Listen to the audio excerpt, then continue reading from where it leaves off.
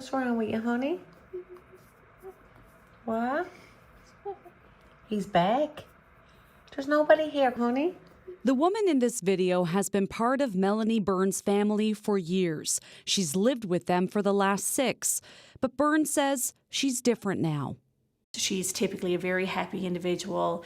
Her favorite thing to do is make bracelets. CBC News is protecting this woman's privacy. We're not naming her. We can tell you she's 34 years old, has autism, a seizure disorder, and an intellectual delay. She enjoys things that a child would enjoy. So dolls, she likes to play with dolls. She believes in Santa Claus. It's an innocence Byrne says was taken away after an incident with a police officer on March 21st.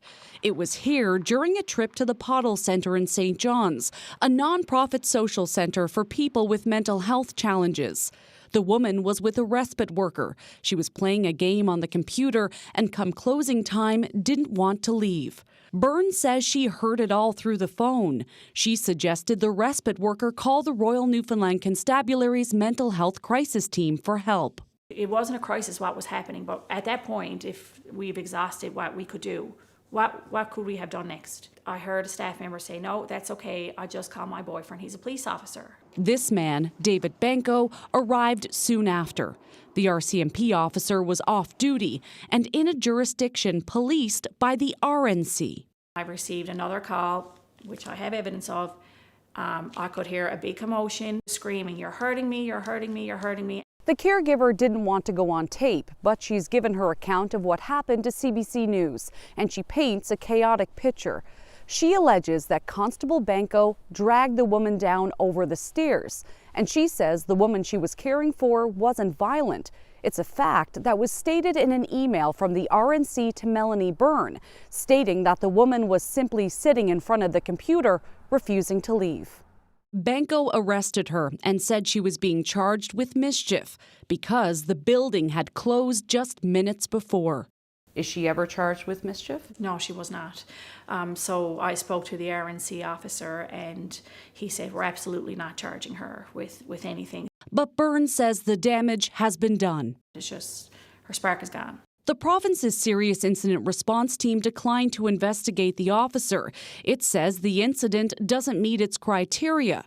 The RNC did investigate a possible charge of assault, but it concluded its case and didn't lay any charges against David Benko. They advised me that when a person is in a facility and a facility has closed, an officer has a right to physically remove them from the premises. The local RCMP isn't commenting, but acknowledged it has received a complaint. The Civilian Complaints Commission says it does not confirm or comment on complaints. Byrne provided CBC with a letter written by the Commission this spring confirming an investigation is ongoing. Benko did not respond to CBC's request for comment. It could have been approached in a very different way. This summer, Leah Farrell of the Autism Society wrote a letter of support for the woman.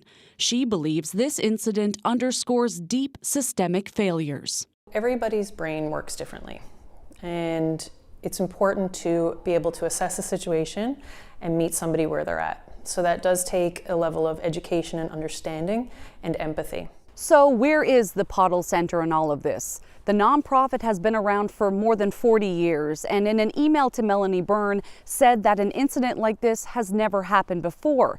It says it has reviewed what happened back in March, as well as its policies and procedures. That's not enough for me. I want to know exactly what you're doing. Did they apologize? No, they didn't. We tried to talk to the people at the Pottle Centre too, but our calls and emails went unanswered. This bedroom has been empty since March.